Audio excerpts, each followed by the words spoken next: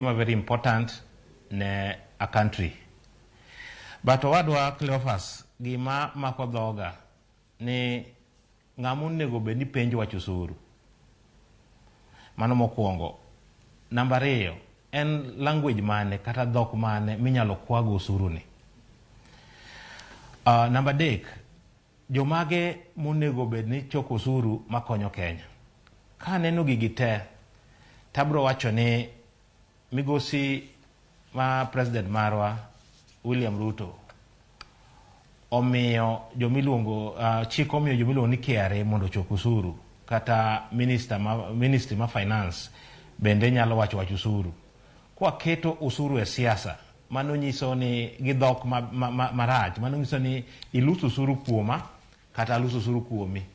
Pinje maoko, nikech an asebede piny ma Sweden, usuru nitie kaka ikwayo usuru gi gimiluongo ni demand. Indiko ni barua ni onego bed ni chulo usuru.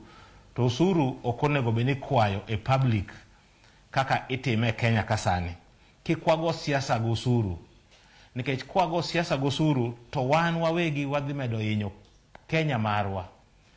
Gima da kwa jo Kenya kata gima da kwa rais marwa ni wadogru piny. Kisebedo ng'ama duong' tidok piny kabisa, tiyudo dhok minyalo tigo mikwayo go usuru, kendo inyalo yudo kaka unyalo loso mondo usuru bedi, nikech jo Kenya penjo weche mang'eny kabisa. Kama bed kani owadwa Cleophas, idhi yudo ni nitie gik mane bedo ga subsidize sani ok timgi. Ja Kenya nyalo penjo matin, to pesa ma subsidies ni en odhi kanye, to timo ang'o, to nyalo konya nadi mondo amed usuru, mondo usuru bed mang'eny e Kenya ka. E pinje ma loka kaka Sweden, iyudo ka subsidies kaka chiemb nyithindo e skul, ji chiemo e skul maber ahinya. Koro janyuol nyalo neno ni usucha tiyo kama chal kama. Kineno kaka migosi Uhuru Kenyatta notiyo gi usuru e super highway, ja Kenya nene gi mijing'o gi hilo machulo usuru.